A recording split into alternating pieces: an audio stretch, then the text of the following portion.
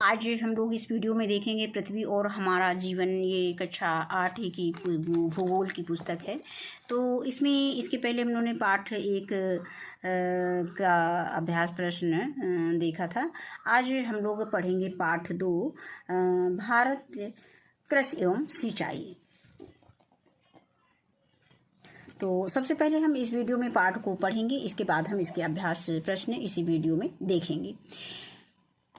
तो आइए देखते हैं भारत कृषि एवं सिंचाई। आपने अपने गांव में, कस्बे में, अपने घर और पास पड़ोस वालों को खेत पर जाते देखा होगा। क्या आप जानते हैं कि वे लोग खेतों में क्या करते हैं? क्या कभी आप अपने पिता या भाई के साथ खेत पर काम करने, जैसे फसल बोने, काटने या अनाज लाने जाते हैं? यह आपके घर या पास पड़ोस वालों का व्यवसाय है, जिसे हम कृषि कहते हैं। कृषि हमारे देश की सबसे पुरानी और महत्वपूर्ण आर्थिक क्रिया है। यह हमारे देश के आर्थिक विकास में बहुत महत्वपूर्ण है। क्या आप जानते हैं कि कृषि से तात्पर्य केवल खेती या फसलें उत्पन्न करना ही नहीं होता है। कृषि के अंतर्गत पशुपालन, मुर्गी पालन, मधुमक्खी पालन, रेशम कीट पालन, झींगा पालन, बागवानी और मत्स्य पालन भी आता है। यानी कृषि के अंतर्गत इतनी चीजें आती हैं। मनुष्य अपनी आवश्यकताओं की पूर्ति के लिए जिन पौधों को उगाता है, उन्हें हम क्या कहते हैं? फसल कहते हैं। पशुपालन के अंतर्गत वे पशु और पक्षी शामिल हैं जिन्हें मनुष्य अपने उपयोग के लिए पालता है। वानिकी और मत्स्य पालन को भी कृषि के अंतर्गत रखा गया है। सोचिए, सबसे पहले लोगों ने खेती करना क्यों प्रारंभ किया होगा? पुराने समय से लेकर अब तक खेती करने के तरीकों में बहुत अंतर आया है। इसे जानने के लिए आप अपने घर या गांव के बड़े बुजुर्गों से चर्चा कीजिए। उनके खेती करने का क्या तरीका था। अब आप गांव के लोग खेती कैसे करते हैं? पहले खेत जोतने के लिए पहले गांव में जो है खेत जोतने के लिए बैल का प्रयोग किया जाता था, किंतु अब इस कार्य के लिए ट्रैक्टर का प्रयोग करते देखते होंगे। ट्रैक्टर कृषि का आधुनिक उपकरण है। ये दिखाया गया है कि जो है खेत जोतने का पुराना तरीका और खेत जोतने का नया तरीका। तो खेती का पुराना तरीका बैलों से खेती की जुताई होती थी, और अब जो है खेती की आधुनिक तरीका जो है ट्रैक्टर से खेत की जुताई होती है खेतों। अब है आपके गांव में लोग खेती करते हैं, इनसे उनकी कौन कौन सी आवश्यकताएं पूरी होती हैं? ऐसी खेती या पैदावार जिससे दैनिक जीवन की आवश्यकताएं पूरी की जाती हैं, उन्हें हम निर्वाह कृषि कहते हैं। अगर आपसे पूछे कोई निर्वाह कृषि क्या है, तो ऐसी खेती या पैदावार जिससे दैनिक जीवन की आवश्यकताएं पूरी होती हैं, वो निर्वाह कृषि कहलाती है। पता कीजिए कि आपके गांव या कस्बे में कौन कौन सी फसलें बाजार में बेचने के लिए पैदा करते हैं। ये आपको अपने आसपास पता करना है। जो कृषि केवल स्थानीय आवश्यकताओं की पूर्ति के लिए की जाती है, उसे निर्वाह कृषि कहा जाता है। और जिस कृषि का मुख्य उद्देश्य बाजार में फसल बेचना ही हो, उसे व्यापारिक कृषि कहा जाता है। इसे फसल विशिष्टीकरण भी कहते हैं। हमारा भारत एक कृषि प्रधान देश है। हमारे देश में लगभग 55% लोग कृषि पर निर्भर हैं। देश की कुल राष्ट्रीय आय का लगभग 17% कृषि से प्राप्त होता है। विभिन्न प्रकार की जलवायु तथा विविध मिट्टियों के कारण देश में लगभग सभी प्रकार की फसलें उगाई जाती हैं।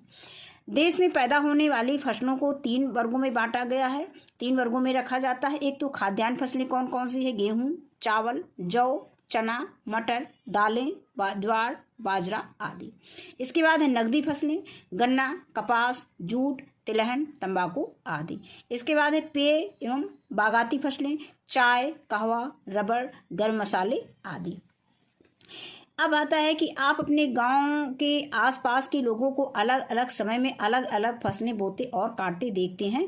पता कीजिए कि बोने और काटने के समय के आधार पर हमारे यहाँ कितने प्रकार की फसलें होती हैं।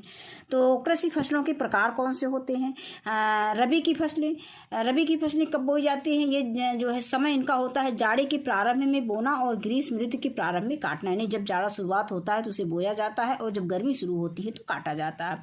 इसमें जैसे गेहूं है, गेहूं ठंडी में बोया जाता है अक्टूबर नवंबर में, और इसके बाद ये इधर मार्च अप्रैल में काटा जाता है। तो गेहूं, चना, जौ, मटर, सरसों, अलसी और राई आदि।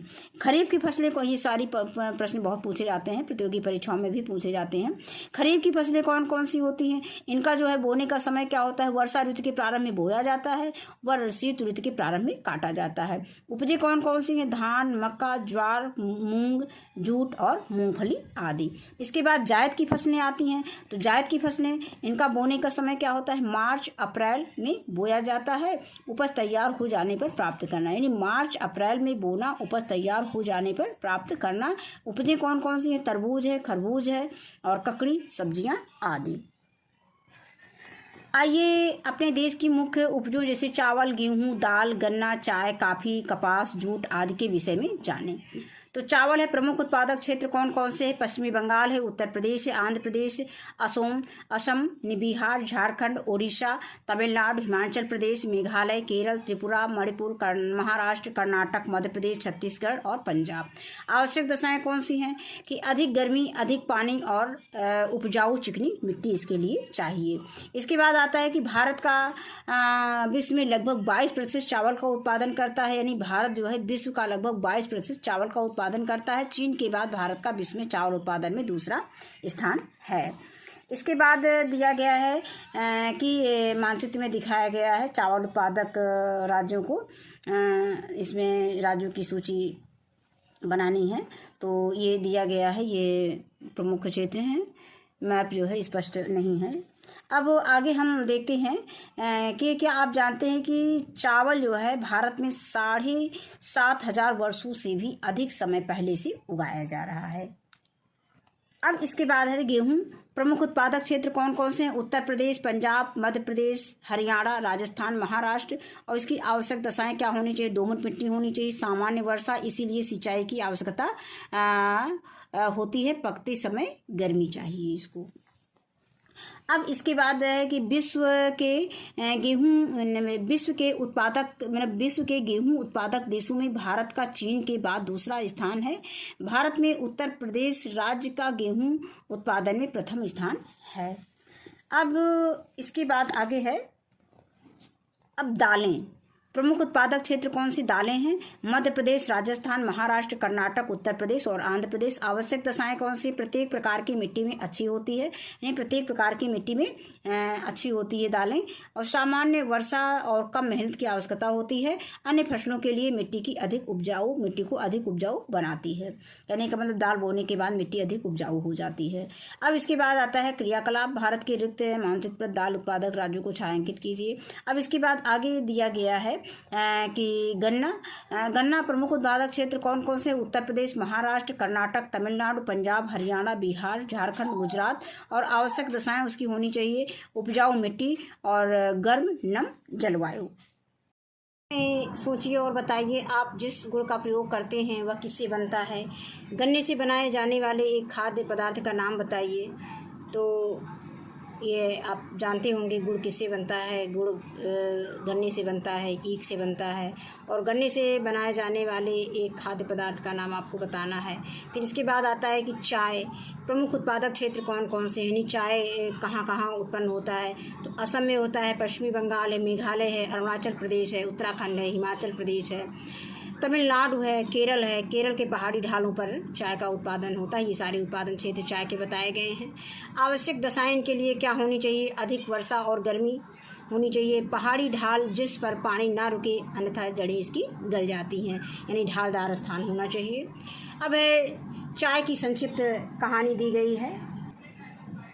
चाय की संक्षिप्त कहानी में बताया गया है कि विश्व में चीन के लोगों ने सबसे पहले चाय पीनी शुरू की थी।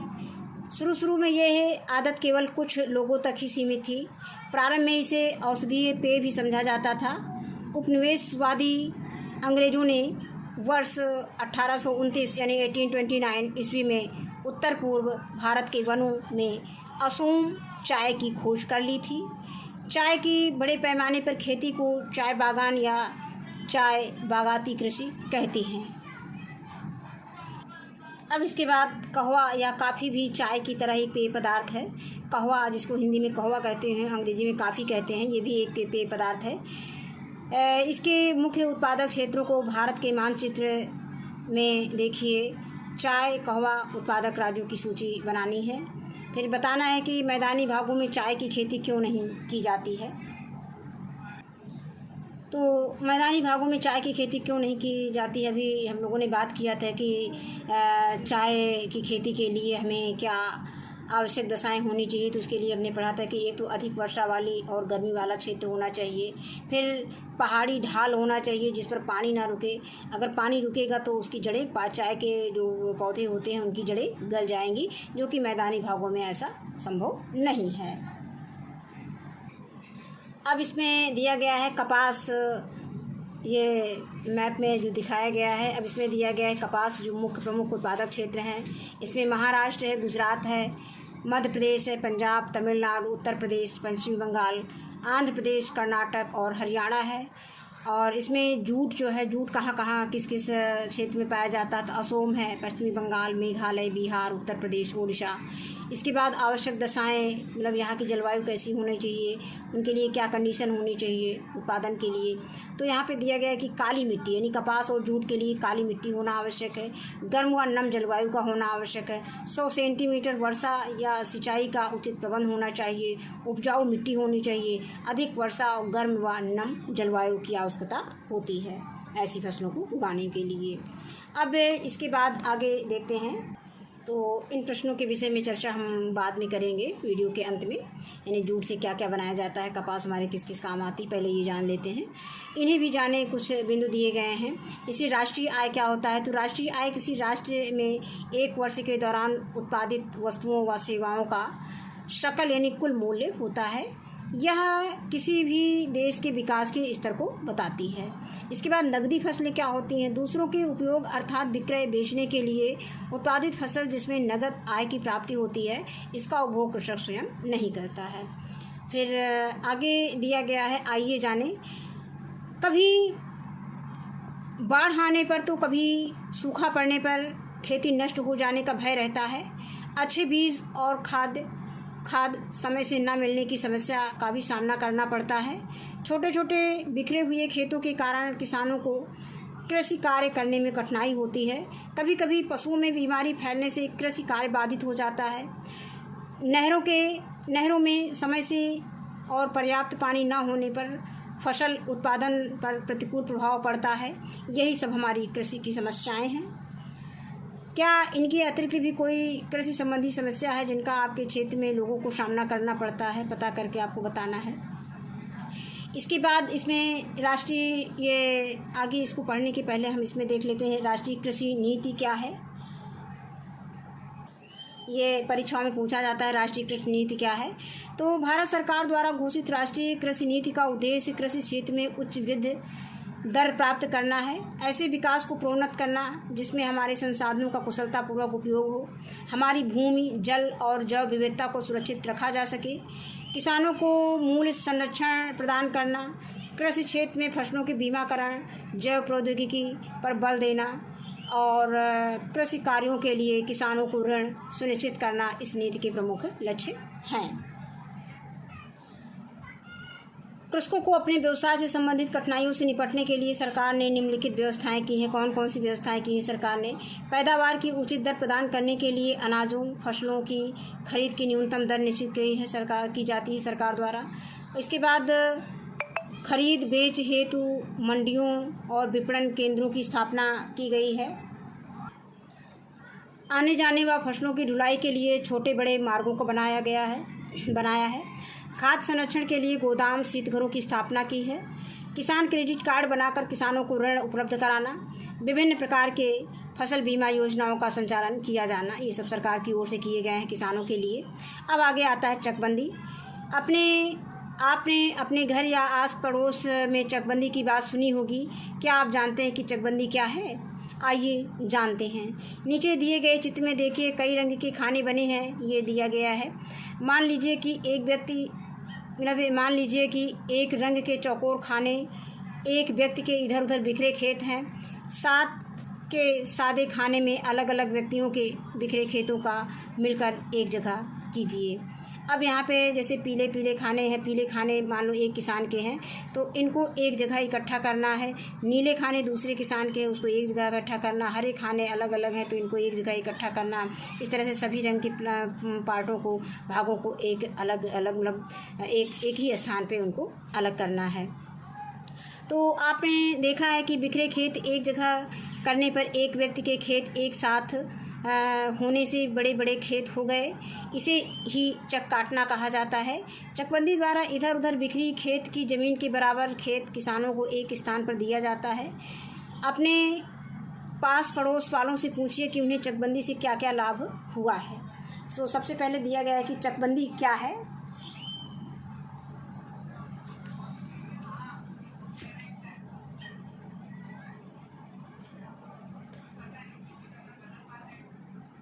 तो चकबंदी क्या है? छोटे छोटे टुकड़ों में बिखरे खेतों से सही ढंग से खेती नहीं की जा सकती, साथ ही लागत भी ज़्यादा लगती है। अगर अलग अलग बिखरे हुए खेत रहेंगे तो उसमें लागत ज़्यादा लगेगी, और अगर एक ही स्थान पर है तो वो कम लागत में ही खेती की जा सकती है। इसीलिए चकबंदी द्वारा किसानों को दूर दूर बिखरी जोतों को एक चक के रूप में बदल दिया जाता है। अब इसके बाद सिंचाई है। आप कभी अपने घर पर गमलों या पौधों में पानी डालते हैं? क्या आपने किसानों को खेती की सिंचाई करते देखा है? आपके गांव में सिंचाई में के कौन कौन सी साधन हैं? कृषि के लिए सिंचाई बहुत आवश्यक है, क्योंकि भारत में वर्षा की मात्रा और समय दोनों ही अनिश्चित व असमान है। साल में अच्छी फसल और एक से अधिक फसल उगाने के लिए सिंचाई की आवश्यकता होती है। कुएं और तालाब सिंचाई के प्राचीन साधन हैं। दक्षिण के पठारी भागों में तालाब अधिक है। आजकल अधिक मात्रा में पानी प्राप्त करने के लिए नलकूप बनाए जाते हैं। सरकार द्वारा पंचवर्षीय योजनाओं के द्वारा नहरें बनाकर सिंचाई की सुविधा की गई है। देश के विभिन्न नदी घाटी परियोजनाओं से नहरें निकाली गई हैं। उत्तर भारत में नहरों द्वारा अधिक सिंचाई की जाती है। अपने देश में सिंचाई के साधनों का वितरण चित्र 2.13 में दिखाया गया है। सिंचाई के साधन ये कुछ भाग, जैसे ये कुआं और नलकूप से जो पिंक भाग दिया गया है गुलाबी, तो ये कुआं और नलकूप से सिंचाई होती है। और यहाँ पे ये नीला भाग तालाब से होती है और ये अन्य स्रोतों से होती है। हरा भाग दिखाया गया है कि यहाँ पे इतने भाग में सिंचाई नहरों द्वारा होती है।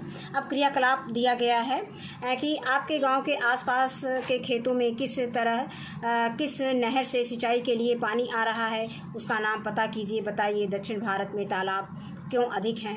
आजकल सिंचाई की नवीन पद्धति ड्रिप, टपक सिंचाई और स्प्रिंकलर यानी छिड़काव सिंचाई भी प्रचलित हो रही है।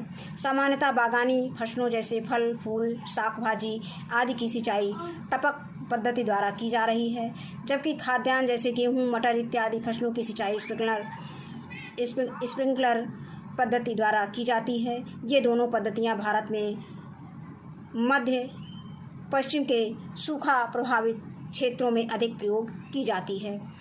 इन सिंचाई पद्धतियों से सिंचाई में पानी कम खर्च होता है और फसल अच्छी होती है। अब आगे इसमें बात आती है हरित क्रांति के बारे में चर्चा की गई है। हरित क्रांति क्या है?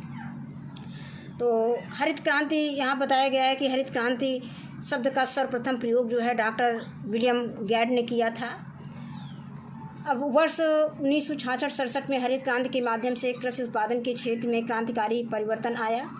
इस कार्यक्रम का उद्देश्य उन्नत किस्म के बीज, खाद, सिंचाई तथा आधुनिक यंत्रों के उपयोग द्वारा कृषि उपज में तीव्र गति से वृद्धि करना था।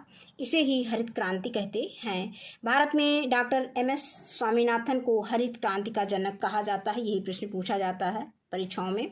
इसके बाद आता है हरित क्रांति की मुख्य बातें। अधिक उपज के लिए सुधरे हुए उन्नत बीजों का प्रयोग होने लगा। गेहूं की उन्नत किस्मों जैसे सरबती, सोनारा, कल्याण, सोना, हीरा तथा धान की किस्मों जैसे IR, ताइचुंग, 65, जया, पद्मा, पंकज, जमुना, साबरमती किस्मों का विकास व उपयोग किया गया। फिर आता है रासायनिक खादों जैसे ammonium sulphate, urea, super phosphate, potassium sulphate, di ammonium phosphate तथा पोटेशियम नाइट्रेट का विकास व उपयोग किया गया। अगला बिंदु दिया गया है कि जैविक खाद का उत्पादन बढ़ाना, जैसे कंपोस्ट की खाद, हरी खाद जिसमें सनई ढैंचा को सड़ाया जाता है, नीम की खली की खाद आदि इत्यादि। अगला बिंदु यह है कि रासायनिक कीटनाशक दवाओं का उपयोग करना। अगला दिन यह है कि कृषि यंत्र जैसे ट्रैक्टर, थ्रेशर आदि का प्रयोग करना। फसलों की सिंचाई के लिए नलकूप, नहरों तथा तालाब आदि बनाने का कार्य किया जाया गया। इन सब के प्रयोग द्वारा उत्पादन बढ़ाने का प्रयास ही हरित क्रांति है। अब खेती के लिए जैविक खाद सर्वोत्तम खाद होता है। अब यहाँ पे दिया गया है कि हरित क्रांति का दूसरा पहलू क्या है। रासायनिक कीटनाशकों और उर्वरकों के प्रयोग से पैदावार बढ़ी है, लेकिन इसका प्रभाव लंबे समय तक बना रहता है। भोजन चक्र में जिस प्राणी द्वारा इसका प्रयोग किया जाता है, यह रसायन उसको प्रभावित करता है। डीडीटी का प्रयोग चारे के माध्यम से गाय तक, फिर उस गाय के दूध के माध्यम से उसे पीने वाले प्राणी तक पहुंच जाता है। इसमें से कुछ रसायन ऐसे हैं जो घातक बीमारियों को जन्म देते हैं, जो हमारी रोग प्रतिरोधक क्षमता को कम करते हैं तथा मिट्टी और जल स्रोत को प्रदूषित करते हैं। इसके बाद हम इसके अभ्यास प्रश्न देखेंगे। अभ्यास प्रश्न में देखते हैं प्रश्न संख्या 1, निम्नलिखित प्रश्नों का उत्तर दीजिए। तो इसमें पहला प्रश्न दिया गया है कि निर्वाह कृषि और व्यापारिक कृषि में क्या अंतर है। तो उत्तर लिखेंगे, पहली हेडिंग डालेंगे निर्वाह कृषि क्या है। तो जो कृषि केवल स्थानीय आवश्यकताओं की पूर्ति के लिए की जाती है उसे निर्वाह कृषि कहा जाता है। इसके बाद है व्यापारिक कृषि, जिस कृषि का मुख्य उद्देश्य बाजार में फसल बेचना ही हो उसे व्यापारिक कृषि कहा जाता है। इसके बाद प्रश्न संख्या ख है, चावल के उत्पादक के लिए किस प्रकार की जलवायु होनी चाहिए। तो हम जानते हैं कि चावल उत्पादन में पानी की ज़्यादा ज़रूरत होती है, तो हम लिख सकते हैं कि चावल के उत्पादन के लिए मानसूनी जलवायु होनी चाहिए, यानी जहाँ अच्छी बरसात होती है वही जलवायु होनी चाहिए। इसके बाद है गा, भारत के मुख्य कपास उत्पादक राज्यों के नाम लिखो। यहाँ पे ये उत्पादक रहेगा, यानी कपास उत्पादक राज्यों के नाम लिखो। तो यहाँ पे उत्तर में लिखेंगे कि भारत के मुख्य जो कपास उत्पादक है, यानी भारत के मुख्य कपास उत्पादक राज्य महाराष्ट्र, गुजरात, मध्य प्रदेश, पंजाब, तमिलनाडु, कर्नाटक, हरियाणा आदि राज्य हैं। इसके बाद अगला प्रश्न आता है घा, कि भारत में चकबंदी से क्या लाभ हुए हैं। तो इसके उत्तर में लिखेंगे कि भारत में चकबंदी से निम्नलिखित लाभ हुए हैं। नंबर 1 हुआ है कि किसानों की बिखरी जमीन एक स्थान पर हुई है, और नंबर 2 है कि किसानों के समय की बचत होती है। कहने का मतलब जमीन इधर उधर बिखरी रहती है तो उसी समय किसान जो है उनका समय ज़्यादा लगता है, एक स्थान से दूसरे स्थान पर आने जाने की बचत होती है, देख रेख की बचत होती है। एक ही स्थान पर ज़मीन होती है तो एक स्थान पर उसकी देख रेख और उससे उनका समय भी बचता है और फसल की पैदावार भी अच्छी होती है। तो वही हमें इसमें लिखना है। तो वही दूसरा हमने नंबर लिख दिया है कि किसानों के समय की बचत होती है, और नंबर 3 है कि किसान आसानी से जुताई, बुआई और सिंचाई कर लेते हैं, और नंबर 4 है फसलों की पैदावार में वृद्धि हुई है। इसके बाद अगला प्रश्न आता है अंगा, हरित क्रांति क्या है, इसके प्रभाव को लिखिए। तो इसको हम टेक्स्ट बुक में देख लेते हैं। तो हम हेडिंग डालेंगे हरित क्रांति। पहले लिखेंगे कि हरित क्रांति क्या है। तो इसमें उत्तर में लिखेंगे कि वर्ष 1966-67 यानी 1966-67 में हरित क्रांति के माध्यम से कृषि उत्पादन के क्षेत्र में क्रांतिकारी परिवर्तन आया। इस कार्यक्रम का उद्देश्य उन्नत किस्म के बीज, खाद, सिंचाई तथा आधुनिक यंत्रों के उपयोग द्वारा कृषि उपज में तीव्र गति से वृद्धि करना था। इसे ही हरित क्रांति कहते हैं। अब इसके जनक कौन है। तो भारत में जो हरित क्रांति के जनक जो है डॉक्टर MS स्वामीनाथन हैं। तो इसमें हम लिख सकते हैं, इसको यहाँ पर लिख सकते हैं हरित क्रांति कहते हैं। इसको याद करने के लिए इसको पढ़ लेना, इसको लिखना ज़रूरी नहीं है, अगर याद रहे तो इसको लिख भी सकते हैं उत्तर में कि भारत में डॉक्टर MS स्वामीनाथन को हरित क्रांति का जनक कहा जाता है। इसका उत्तर यहीं पे हमारा समाप्त हो जाता है कि हरित क्रांति क्या है। तो हरित क्रांति कहते हैं। इसके बाद आता है प्रश्न में पूछा गया है कि इसके प्रभाव। तो हरित क्रांति के प्रभाव क्या हैं। तो नंबर 1 हम इसमें लिख सकते हैं कि हेडिंग डाल देंगे कि हरित क्रांति के प्रभाव, और फिर लिखेंगे कि अधिक उपज के लिए सुधरे हुए उन्नत बीजों का प्रयोग होने लगा। और नंबर 2 में लिख सकते हैं कि रासायनिक खादों जैसे अमोनियम सल्फेट, यूरिया कामा सुपर फॉस्फेट, कामा पोटेशियम सल्फेट, कामा डाई अमोनियम फास्फेट और पोटेशियम नाइट्रेट का विकास व उपयोग किया गया। इसके बाद अगले नंबर में लिख देंगे कि जैविक खाद का उत्पादन बढ़ाना, जैसे कंपोस्ट की खाद, हरी खाद, नीम की खली की खाद इत्यादि। और आगे अगला नंबर लिखेंगे कि रासायनिक कीटनाशक दवाओं का प्रयोग करना। अगला है कृषि यंत्र जैसे ट्रैक्टर, थ्रेशर आदि का प्रयोग करना। और अंतिम नंबर में हम लिख देंगे कि फसलों की सिंचाई के लिए नलकूप, नहरों तथा तालाब आदि बनाने का कार्य किया गया। तो यह है कि इन सब के प्रयोग द्वारा उत्पादन बढ़ाने का प्रयास ही हरित क्रांति है। यानी हरित क्रांति का क्या प्रभाव पड़ा तो हम यहाँ तक इसमें लिख देंगे। अब आगे हम देखेंगे प्रश्न संख्या 2, रिक्त स्थानों की पूर्ति कीजिए। तो इसमें पहला दिया गया है कि कृषि कार्य में कृषि के साथ साथ डॉट को शामिल किया जाता है, तो पशुपालन को शामिल किया जाता है, तो यहाँ पे लिख देंगे पशुपालन। फिर खा है गन्ना भारत की डॉट फसल है, तो नगदी फसल है। फिर गा है चावल के लिए डॉट तथा डॉट की आवश्यकता होती है, तो चावल के लिए अधिक पानी तथा अधिक गर्मी की आवश्यकता होती है। नंबर घा है खरीफ की फसलें कब बोई जाती हैं और कब काटी जाती हैं।